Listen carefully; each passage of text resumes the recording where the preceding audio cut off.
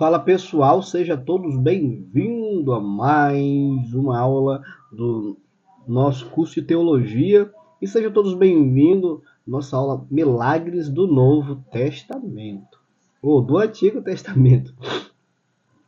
Você esteve aí com a professora Ana Eric falando sobre um dos milagres aí, né? Foram 3 aulas aí falando sobre milagres do Antigo Testamento e vamos continuar falando sobre mais alguns milagres do Antigo Testamento, né?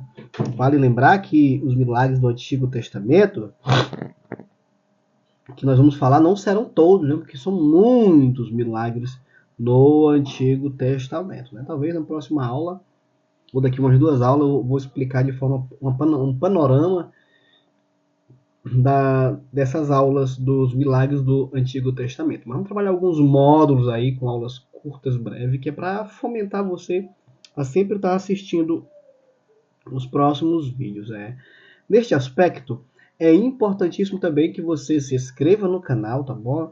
E dê o seu feedback. Olha, presta atenção. Para você comprovar que você assistiu, você tem que fazer um resumo. Você tem que dizer como foi a aula aqui embaixo. Por isso que a aula é curta. Você vai dizer como foi essa aula, tá bom? Não adianta você chegar lá e dizer, terminei as aulas, se você não comentou. Se você não comentou, então nossa equipe vai entender que você não assistiu a aula, tá bom?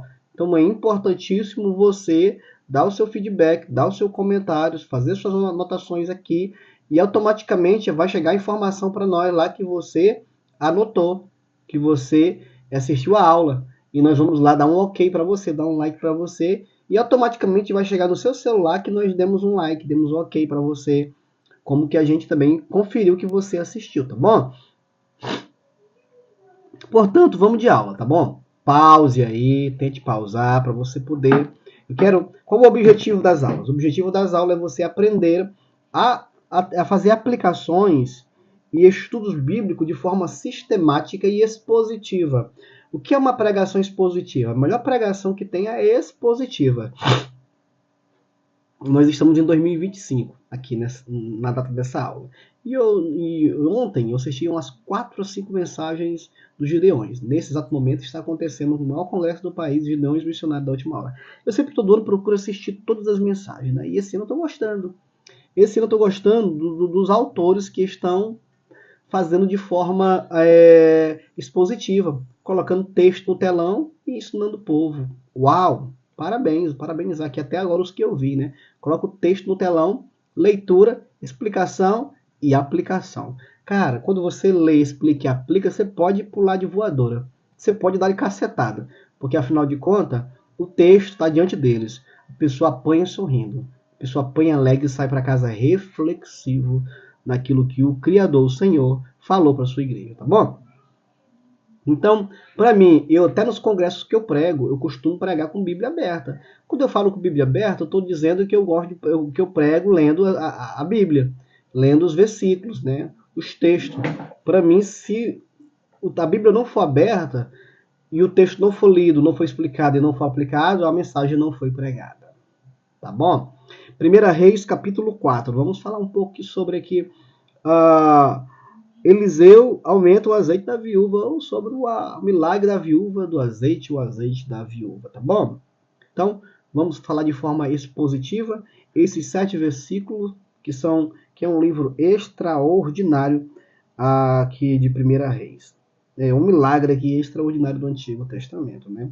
Eu não vou ler o texto todo, porque eu quero explicar aqui os 7 versículos para te ajudar até mesmo a aplicar uma mensagem, tá bom?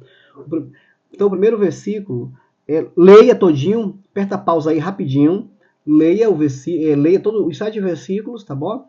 E depois vem comigo. Eu sugiro que você coloque um versículo em cada página do seu caderno e comece a explicar versículo por versículo, tá bom? Vamos lá?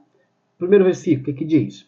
E uma mulher das mulheres dos filhos dos profetas clamou a Eliseu, dizendo: Meu marido, teu servo, morreu, e tu sabes que teu servo temia ao Senhor. E veio o credor para levar os meus 2 filhos para serem servos. Opa, vamos lá. Vamos aplicar. E uma mulher das mulheres dos filhos dos profetas clamou.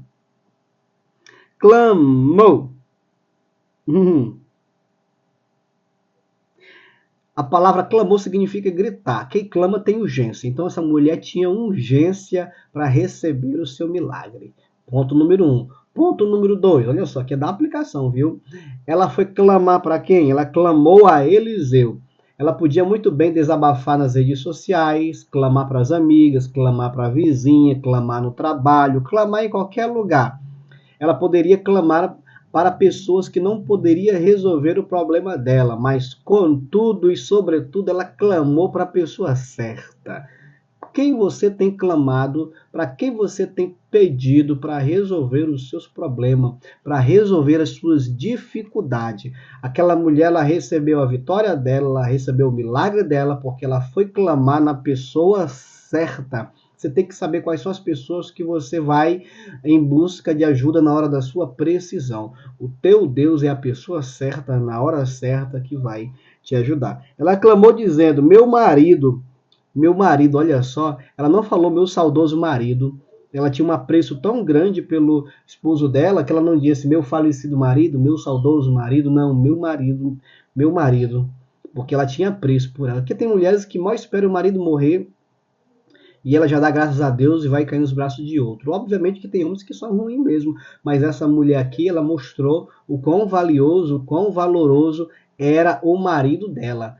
Porque, neste sentido, ela não falou que era o falecido, ela não falou que era o saudoso, mas ela falou que era o marido dela. E vírgula, teu servo, olha só, aquele homem, além de ser um marido extraordinário, ela mesmo deu testemunho do que o marido dela era.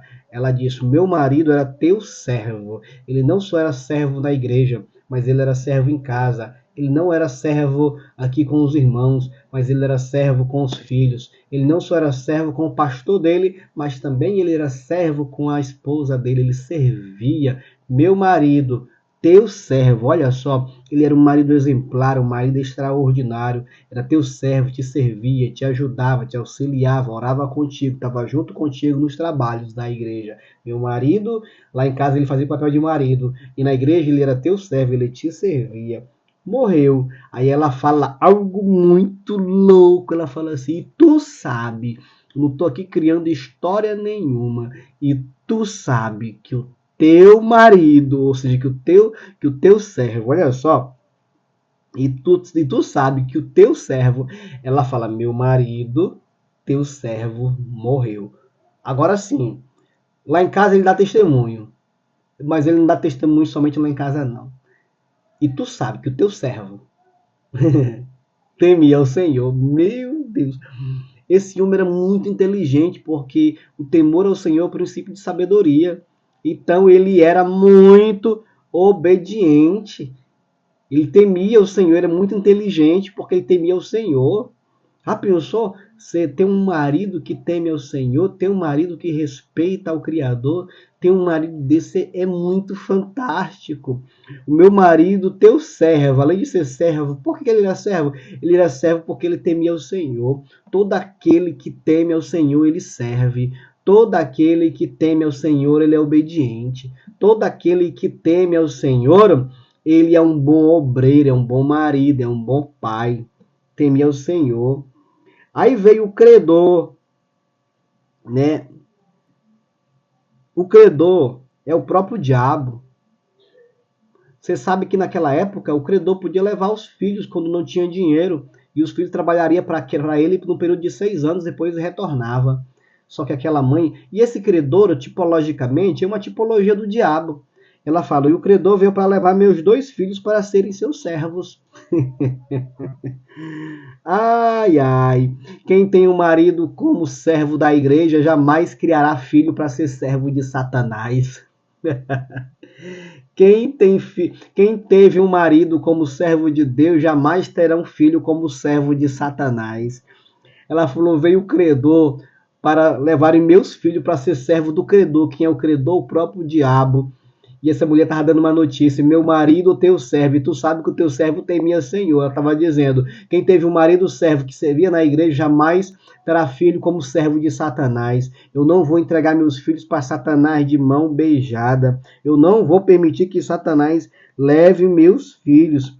né? Então aquela mulher poderia muito bem, depois de tudo isso, ter uma vida depressiva, ter uma vida triste, ter uma vida banal, ter uma vida precária, ter uma vida falida, ter uma vida ansiosa, ter uma vida angustiada, ter uma vida depressiva. Mas aquela mulher, sobretudo, ela teve um marido que deu um testemunho extraordinário. Portanto,